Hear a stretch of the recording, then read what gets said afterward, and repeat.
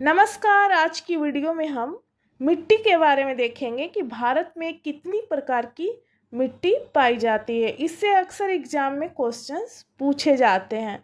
तो भारत में जो है टोटल 8 प्रकार की मिट्टी मिलती है। मिट्टी के अध्ययन को हम पेडोलॉजी कहते हैं।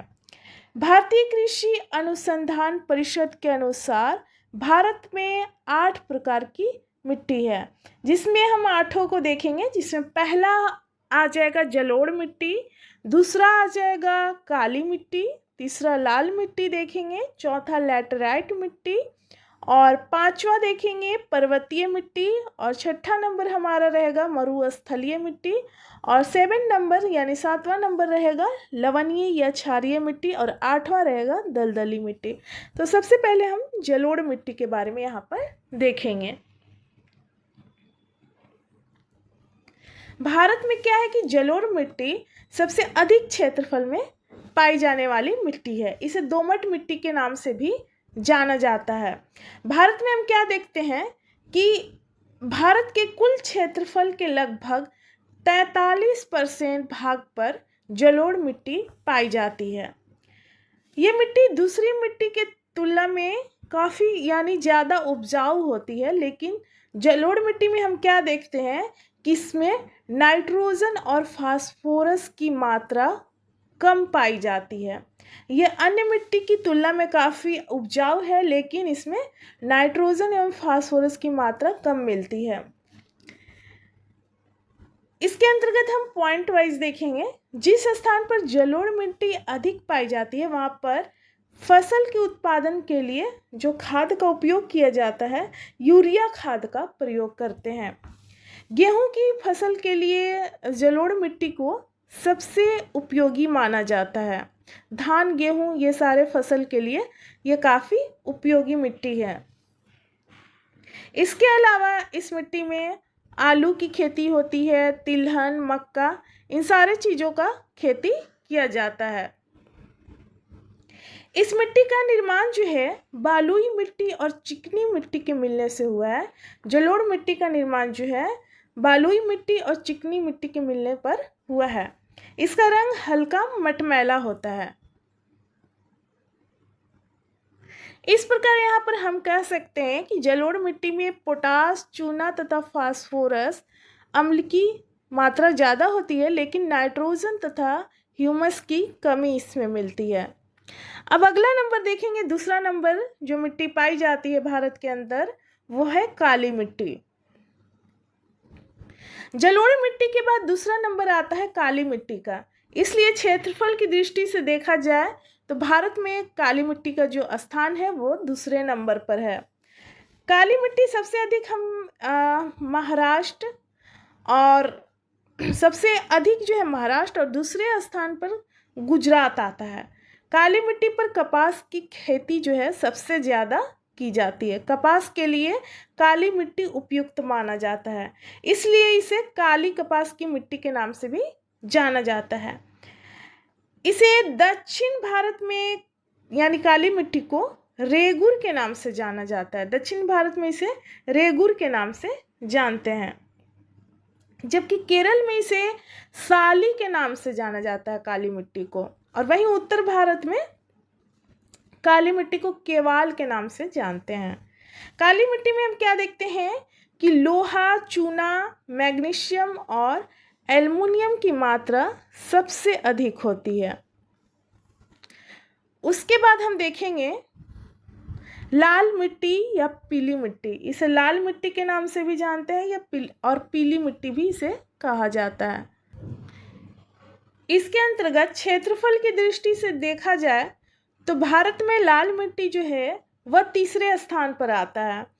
इस मिट्टी का निर्माण जो है ग्रेनाइट चट्टान के टूटने से हुआ है, जबकि काली मिट्टी का निर्माण जो है वो उसका निर्माण काली मिट्टी का जो निर्माण है ज्वालामुखीय बेसाल्ट चट्टान से हुआ है।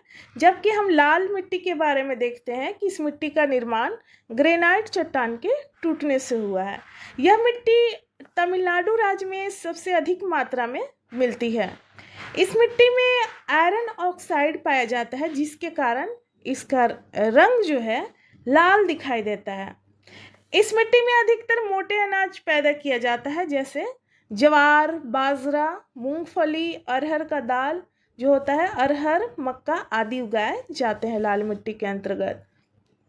इसके अलावा इस मिट्टी में धान की भी खेती की जाती है। इस प्रकार हम देख सकते हैं कि लाल मिट्टी को ही पीली मिट्टी के नाम से भी जाना जाता है। इस मिट्टी को पीली मिट्टी इसलिए कहा जाता है क्योंकि जब अधिक वर्षा हो जाती है तो लाल मिट्टी के रासायनिक तत्व अलग हो जाते हैं, जिसकी वजह से मिट्टी का रंग पीला दिखाई देता है। यहाँ पर अगला नंबर देखेंगे, लेटराइट मिट्टी, चौथा नंबर है। यह मिट्टी जो है 200 सेंटीमीटर से अधिक वर्षा वाले क्षेत्र में देखने को मिलता है। लेटराइट शब्द लेटर शब्द से लिया गया है, जिसका अर्थ होता है ईंट। इस प्रकार की मिट्टी भारी वर्षा वाले क्षेत्र में पाई जाती है। इस प्रकार की मिट्टी चट्टान के भारी अवसादन द्वारा इसका निर्माण हुआ है। इसमें आयरन ऑक्साइड होता है जो मिट्टी को गुलाबी रंग देता है। लैटराइट मिट्टी में नाइट्रोजन की मात्रा जो है सबसे अधिक होती है और यह अम्लीय होती है। यह आमतौर पर पश्चिमी और पूर्वी घाट, विंध्य, मालवा पठार और सतपुड़ा के कई हिस्सों में देखने को मिलता है। लैटराइट मिट्टी रबर, नारियल, कॉफ़ी, काजू, चीनी, रागी और चावल उगाने के लिए उपयुक्त माना जाता है। इसके अतिरिक्त हम देखते हैं कि लैटराइट मिट्टी चाय की खेती के लिए भी सर्वाधिक उपयुक्त है। उसके बाद हम देखेंगे 5वां नंबर, पर्वतीय मिट्टी। इसे पहाड़ी मिट्टी के नाम से जाना जाता है। यह मिट्टी कार्बनिक पदार्थों के संचय और अवसादन के कारण बनती है। इस प्रकार की मिट्टी में इस प्रकार की जो मिट्टी है ह्यूमस से भरपूर होती है। यह भारत के लगभग 6.5% भूभाग पर फैला हुआ है। यह चाय, कॉफ़ी, मसाले के लिए उपयुक्त माना जाता है। पर्वतीय मिट्टी जो है चाय, कॉफ़ी, मसाला के लिए उपयुक्त मानते हैं इसे। यह हिमालयी क्षेत्र, सिक्किम, अरुणाचल प्रदेश, प्रायद्वीपीय भारत और पूर्वी घाट और असम में पाई जाती है यह मिट्टी। अगला नंबर 6 नंबर देखेंगे, मरुस्थलीय मिट्टी। यह मिट्टी जो है कम वर्षा वाले रेगिस्तानी क्षेत्रों में देखने के लिए मिलता है। इस प्रकार की मिट्टी में 90 से 95% बालू और 5 से 10% मिट्टी पाई जाती है। इस मिट्टी में हम क्या देखते हैं कि फास्फोरस की मात्रा जो है अधिक होती है और इस मिट्टी में जल धारण क्षमता कम होती है क्योंकि इसमें रेत की मात्रा ज़्यादा होती है। इसलिए रेगिस्तानी मिट्टी केवल राजस्थान, गुजरात के कच्छ, केरल में और हरियाणा और पंजाब के कुछ हिस्सों में पाई जाती है। इस मिट्टी में कैक्टस और झाड़ियाँ उगती है क्योंकि यह मरुस्थलीय क्षेत्र में पाई जाती है। उसके बाद हम देखेंगे पीट मिट्टी, जिसे दलदली मिट्टी के नाम से भी जाना जाता है।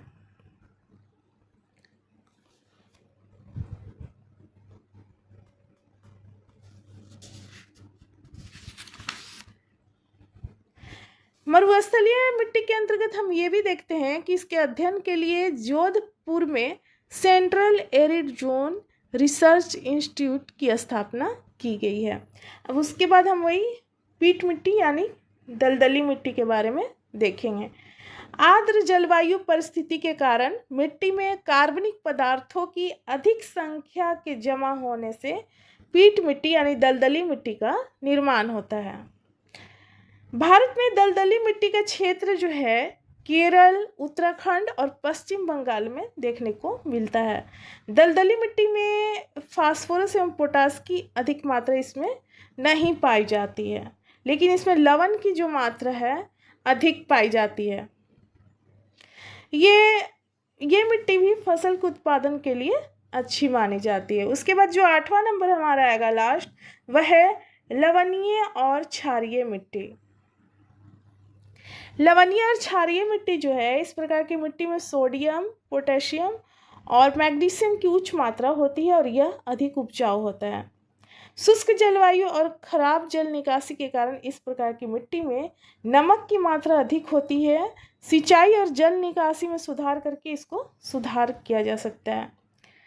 सिंचाई के माध्यम से इसमें सुधार किया जा सकता है। इसके अलावा जिप्सम डालकर और नमक प्रतिरोधी फसलों की खेती करके मिट्टी की उर्वरता को बढ़ाया जा सकता है। इस प्रकार की मिट्टी जो है मुख्य रूप से पंजाब में देखने को मिलता है, हरियाणा, उत्तर प्रदेश, बिहार, राजस्थान और महाराष्ट्र में भी देखने को मिलता है। लेकिन ये दाल के लिए, दलहनी फसल के लिए यह मिट्टी उपयुक्त माना जाता है। तो भारत में मिट्टी के अंतर्गत टोटल 8 प्रकार के मिट्टी मिलते हैं, जिसमें हम पॉइंट वाइज देखते गए। पहला जलोढ़ मिट्टी, दूसरा काली मिट्टी, तीसरा लाल मिट्टी, चौथा लैटराइट मिट्टी, पांचवा पर्वतीय मिट्टी, छठा मरुस्थलीय और सातवां दलदली मिट्टी या पीट मिट्टी जिसे कहते हैं, और आठवां लवणीय या क्षारीय मिट्टी। तो यहाँ पर हमारा वीडियो समाप्त होता है। मिलते हैं अगले वीडियो में अगले टॉपिक के साथ। धन्यवाद।